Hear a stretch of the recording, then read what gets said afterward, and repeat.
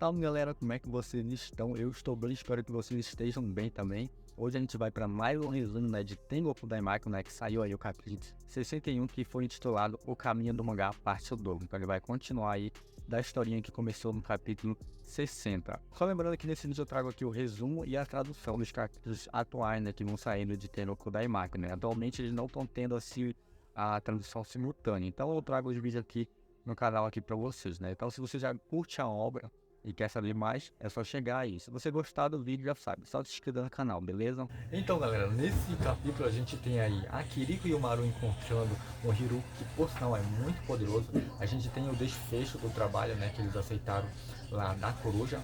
Tem também aí um final muito chocante, né, uma revelação bem bacana aí, que alguns inclusive já se suspeitavam, porque eu já cheguei a ver algumas teorias, alguns comentários a respeito disso, né, que poderia acontecer, e realmente aconteceu. Tem também um recadinho, né, do autor que ele deixou lá no final do capítulo. Então, bora pra vinheta pra gente começar logo esse vídeo.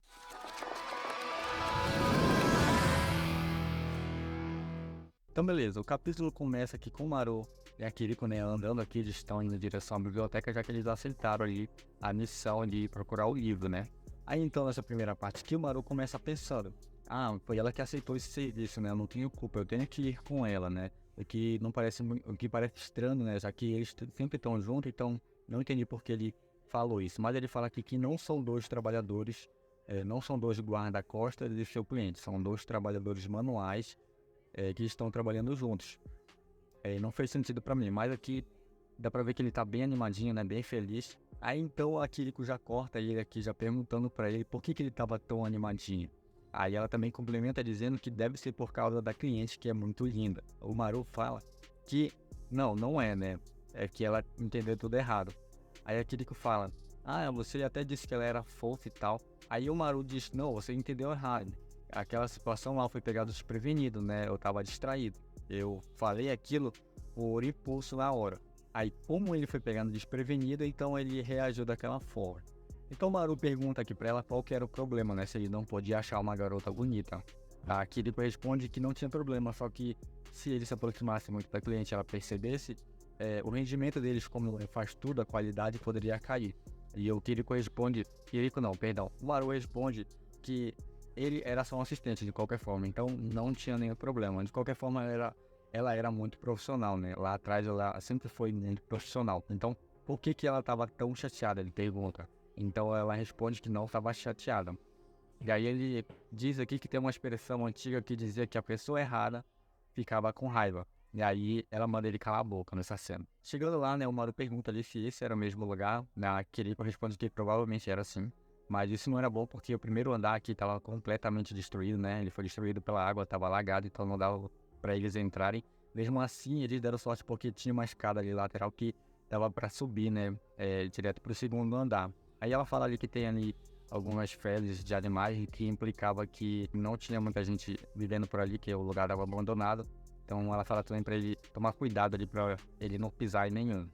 Depois de entrar no prédio, eles deram sorte porque eles encontraram ali um guia do prédio, né? E eles confirmam ali que o primeiro andar, que a biblioteca que eles procuravam ficava no primeiro andar, e deram azar, né? Porque a biblioteca tá toda alagada. Foi o primeiro andar lá que eles tentaram, que eles não entraram, que eles evitaram porque estava alagado, mas eles vão ter que ir lá porque é lá que tá a biblioteca, né?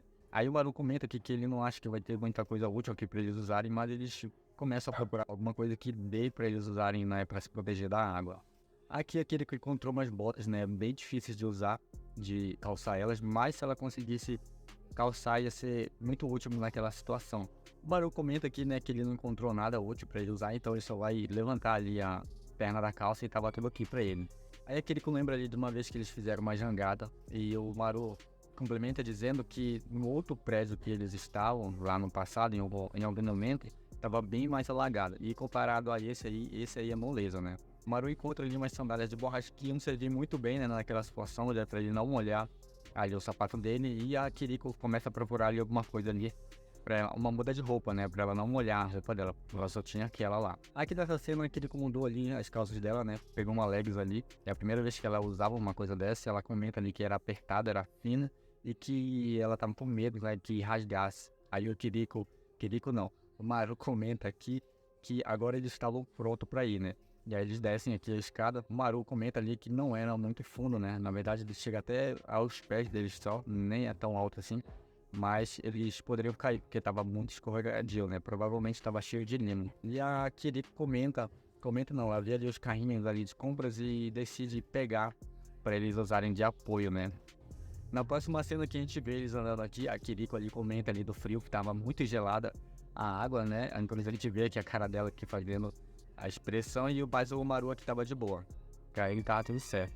Aí ela comenta também, ela pergunta aqui a Kiriko se a biblioteca ficava por aqui, né? E o Maru começa a perguntar ali se ela tinha ali trazido outra muda de roupa. E ela comenta que não tinha trazido, né? Porque poderia molhar. Se molhasse, estava tudo acabado para ela. Então ela decidiu deixar lá em cima. Aí ele começa a pensar, né? Outras coisas aqui.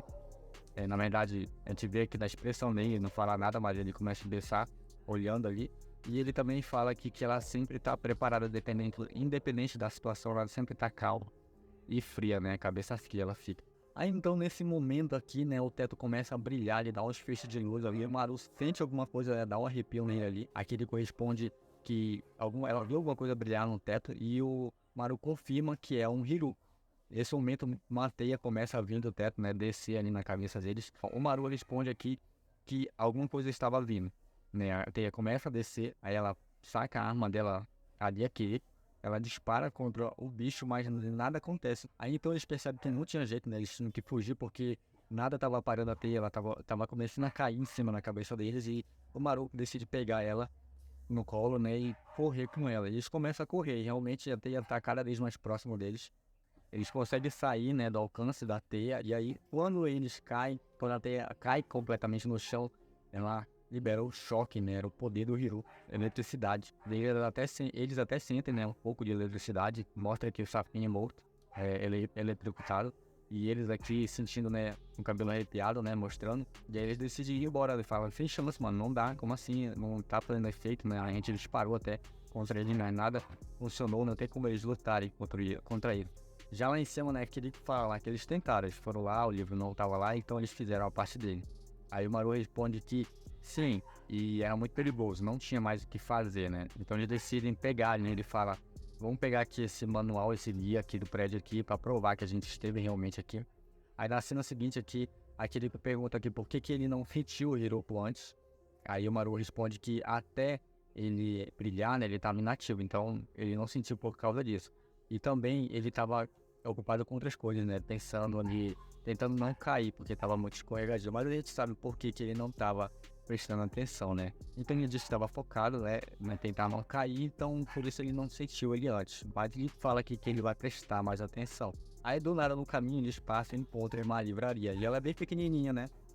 Aí então eles arrombam ali a porta, né, porque tava ferrada e eles entram e ela realmente fala ali que tava realmente cheio, né, como ela esperava, né, porque livrarias pequenas realmente tem bastante coisas e geralmente sobra bastante coisa também. O pessoal não entra lá porque não tá interessado em livro, né. Aí ela fala ela coloca a máscara ali, né, e fala ali pra ele tomar cuidado com a poeira e essa coisa toda, porque tinha muita coisa, tava muito sujo, né. E aí o Maru vai ali pra uma ala de mangá que tem lá, que ela coloca a máscara ali e vai pro outro lado, ela olha pra cima ali e já vê alguma coisa ali de geografia, né, do Japão, e começa a olhar ali, essa parte aqui chamou a atenção dela, então ela perde o foco um pouco do que eles estavam realmente fazendo. Então realmente ela pega ali um livro de geografia do Japão, né, e começa a olhar aí o mapa, Tonari no Ishima, né, isso chamou a atenção dela.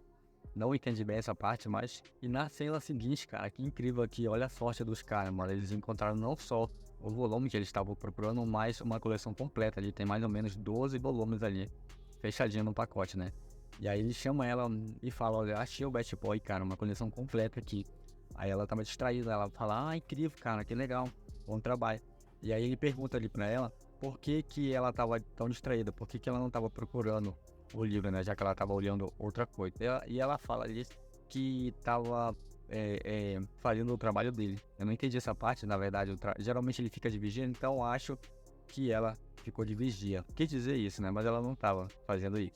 Voltando ali pro Kai, né, a Kiriko pegou o livro de geografia ali, ela tava olhando e levou pra Nata dar uma olhada, já que aqui não chamou a atenção dela. Na verdade, o robô, a Nata, já comentou sobre esse lugar. Nesse lugar fica Izuku no Ishima, que ela tinha comentado anteriormente. Mas a Nata diz que esse lugar não é Izuku no Ishima, porque esse tipo de coisa que ela sabe raramente está em livros públicos, raramente está na mídia, então é difícil encontrar essa informação.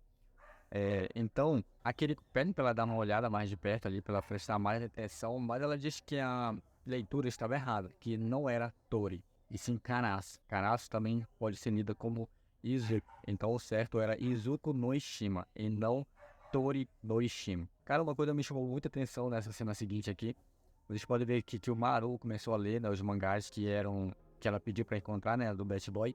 E a gente vê aqui bastante semelhança aqui com o mangá que aparentemente era dela.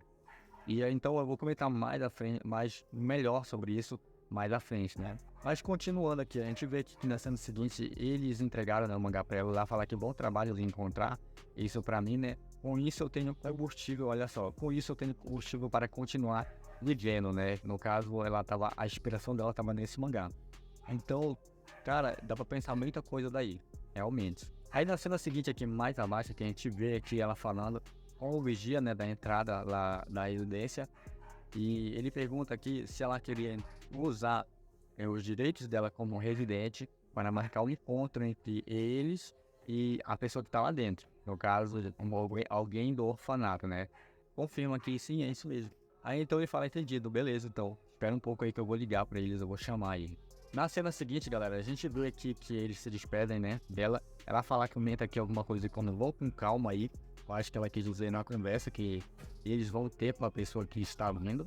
Aí na cena seguinte ela começa a ler o mangá. Aqui a gente vê ela lendo o mangá, né? Na cena seguinte, olha, cara, muita coisa parecida aqui. Porque esse mangá aqui é futurista, né? Dá pra ver que é algumas semelhanças aqui do mangá que ela, né, aparentemente é dela, que a Katakeri Pouca disse que era dela. Então, né, a gente já começa a pensar algumas coisas aí. Aí ela, nessa outra cena que ela já comenta que, cara, esse aqui é o último volume, esse aqui é o último capítulo, provavelmente ela já tava no último livro ali. E aqui, cara, a cena mais, a expressão dela aqui é muito engraçada, muito legal. Isso aqui acontece na vida real, né? A gente às vezes tá lendo alguma coisa, a gente gosta muito e acontece alguma coisa e acaba por ali a obra, né? Infelizmente. A expressão dela aqui chocada, né? Porque isso aqui era a inspiração dela e terminou dessa forma. Dizendo ela, né? Sabendo aí como que ela usava esse livro. Talvez ela até copiava o livro, né? Porque o mangá era bem antigo. Será que ela trazia o mangá de antigo para a versão dela agora, tipo, atualizado ou algo assim? Ó, cara, porque é bem parecido, então dá pra ter essa ideia aí, né? Então a nota de esclarecimento, tem uma nota de esclarecimento aqui, né? Desculpa do autor, diz o seguinte aqui. Ele pede desculpas, né? Mas com isso o Bat Boy chegou ao fim. Ele queria até ele queria até terminar ali de escrever até o final desse arco ou alguma coisa desse tipo. Ele queria também adicionar páginas extras aí no volume, né? Só que houve algumas tentativas, né, de erros enquanto ele tentava se opor às pessoas que provavelmente a editora, mas no final havia circunstâncias daí a serem consideradas. Sinto muito, né, ele pede desculpa, né, sinto muito por deixar isso em um estado tão incompleto. Mas pelo menos ele planejava aí desenhar a continuação, né, pelo meio das redes sociais. Só que as redes sociais acabaram, então provavelmente não tem no final da obra. Best Boy acabou por aí mesmo. Aí na cena seguinte a gente vê que o Maru, a Machado, a Kiriko aqui, eles estão esperando, né, a pessoa sair. Eles ouvem aqui o grito dela. E o Maru comenta que isso foi a Kenon Agosaki Sensei gritando. Aí ele pergunta aqui o que ela vai fazer a partir de agora. O que será que ela vai fazer a partir de agora? Porque, né, ele leu o livro, ele estava lendo, então ele viu lá o final do livro. Aí então aqui ele comenta, né, que isso é algo que ela vai ter que decidir, né, a partir de agora. E aqui a gente tem aqui o último quadro do capítulo 61. Tem aqui um homem chegando de costa, né? E aí tem aqui o vigia falando, ó, assina aqui no registro daqui do caderno. E aí quando ele vai assinar, o nome dele é Funayama Toru. Cara, Funayama é o nome do orfanato. Toru é o cara que a gente conheceu lá em alguns capítulos anteriores, que a gente, na primeira cena que a gente viu ele tava enterrando ali uma moça, né, que foi morta ali por um cara que era político e tal. E a gente vê aqui a cara dele, ele saindo do portão aqui, e a gente já viu ele no começo do anime, provavelmente, eu não tô lembrando muito bem, mas Sim, cara, Toru é um encarregado do orfanato desde o começo. Muita gente, eu já vi gente comentando isso lá no começo, que poderia ser. Então não é tão surpresa assim, mas pra quem não bola a teoria, com certeza foi a surpresa aí, né?